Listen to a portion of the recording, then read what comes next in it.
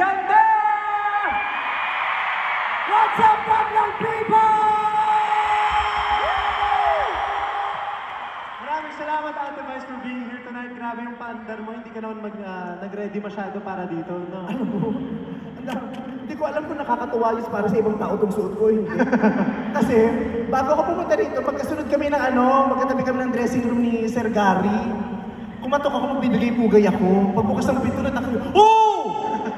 Kinatahan ko na lang siya. Sabi ko, huwag kang matakot, huwag magahala.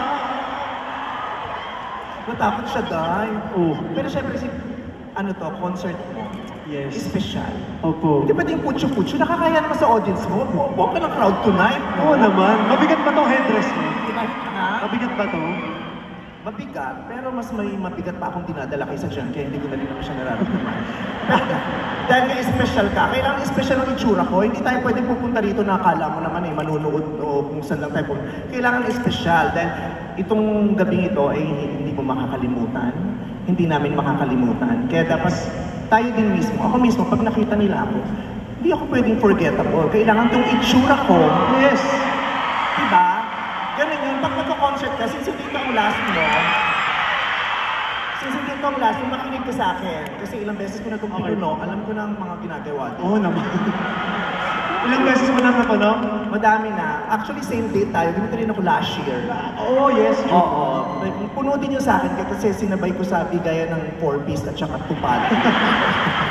Kaya ang dami nakapila. May pa-NFA rice pa ako doon, kaya punong-puno ako rito. Kaya yon sa mga performers, sa mga artists, pag ganito kalaki yung venue, you have to make sure that what you do is very special, extra special. Yung itsura nyo mismo kailangan extra special. Kailangan hindi ka forgettable.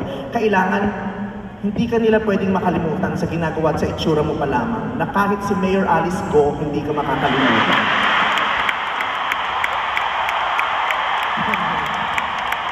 Sa itsura ko ngayon, pag sinergito kay Alice Go, tingnan ko kung makalimutan nyo ito after 10 years. Parang hindi ka na makakalimutan talaga. Oo. Hindi niya masasabi yun kay your honor. Pero yung mga ganitong itsura, hindi ito bumabagay sa lahat. Kailangan to inaaral.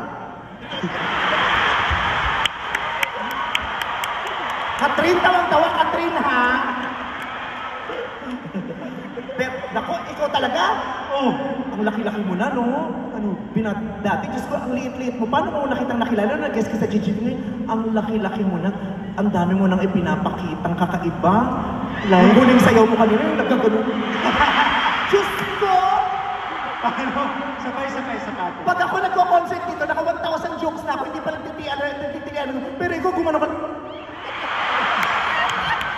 Siyempre naalam ko yun sa Showtime, kakakaldag yun ni Kuya Joe. Nagwala yung mga tao nung gumano ko. Nakita ko si Alor, nagtakip ng muka.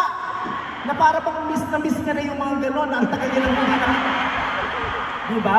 Pati si Dr. Vicky Bello, Diyos ko, nung gumanong ka, nagpa-schedule ng ultrasound. Bakit?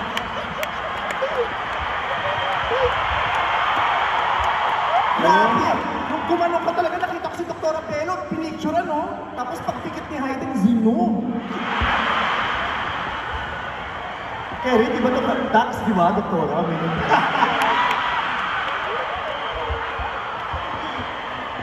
Mas okay na yun.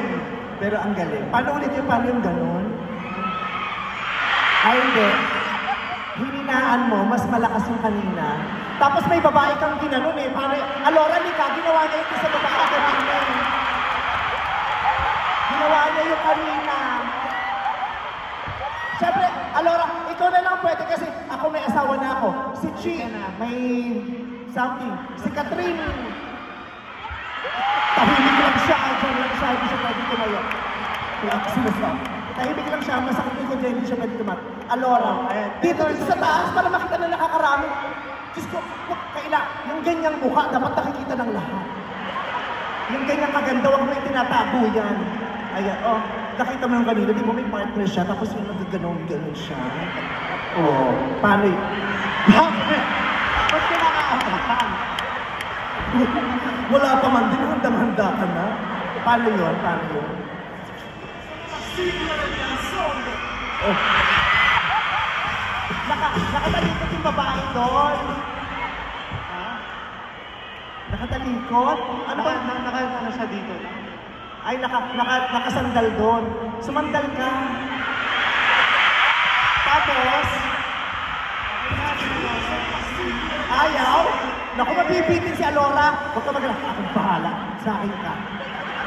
Uy, wala kang lugi dito. Kabayo ko, gago.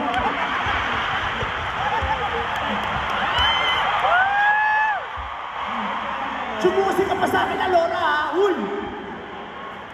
Hindi, seriously, congratulations! Thank you, ate. Grabe. I love you very much. So, gines po ako dito ni Darren, tapos ako yung nilagay niya dun sa last kiss. Kasi syempre, pag ganitong oras, medyo inaantok na, para magpatawa lang.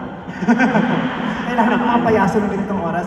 But seriously, congratulations. I love you. I am very proud of you. The entire Showtime family is very proud of you. Thank you, meme. And we are so grateful na part ka na ng Showtime family. Thank you po. Sana nag-enjoy ka everyday with us. Yes, after nitong concert, makakabalik na ako sa Monday. Again, please. Pero mahal na mahal ka namin, mag-iingat ka lagi.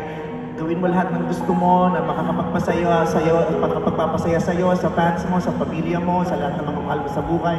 Ang dami mong pinakita tonight, sumayaw ka ng matindi, kumanta ka ng matindi, lahat. Parang pinakita mo na lahat, iskandal na lang ang inaantay natin. Uy, wag! Charot lang. Hindi tayo magulang ko. So, sinong may gusto? Yung ticket nyo, di ba may ticket kayo kanina? Pakikip kasi ina-raffle kung kanina isisip. Anong nakalagay sa ribbon? Ayan, nagmamahal, wak. Wak. Okay, so ako yung pupunta na po sa likod. Ibibigay ko ng entablado ulit sa pinagmamahal natin, si Darren Espa. Maraming salamat, ate. I love you so. Dadalhin mo yan?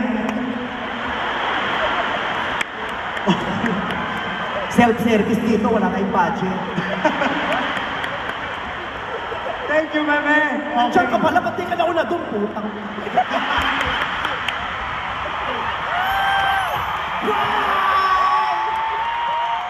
Araneta once again, Meme Vice Ganda! The one and only unkabogable nga naman. Maraming salamat, Ate Vice, for being one of the guests here dito sa D10. And again, maraming salamat to TNT for making this possible in cooperation with Bello Medical Group and Coke Zero.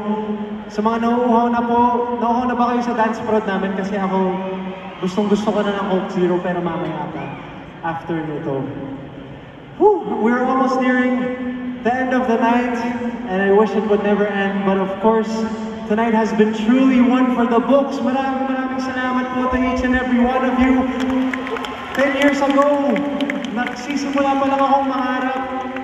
And each one of you who are here have helped make that dream come true. Yung 12-year-old na Darren na sumali sa The Voice Kids, never niya na-imagine na dito siya mapupunta sa araw na ito 10 years later.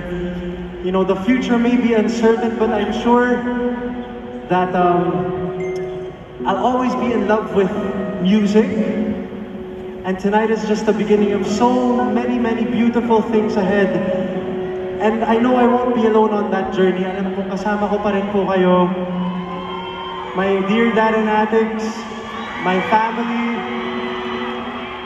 sa mga relatives ko na nagbiyahe galing Nueva Vizcaya, Nueva Ecija. Maraming salamat sa my grandma and my grandpa, kay nanay tsaka tatay na biumahe kahit matanda na sila, dito sila tonight to celebrate my 10th with me. To my grandpa who's in the US, kay Pang, na wala man dito ay nararamdaman ko pa rin ang pagmamahal niya. And hindi ko po talaga pinangarap naman na ganito kalaki yung magiging, alam mo yung mga venues na napupuno ko. I would have never imagined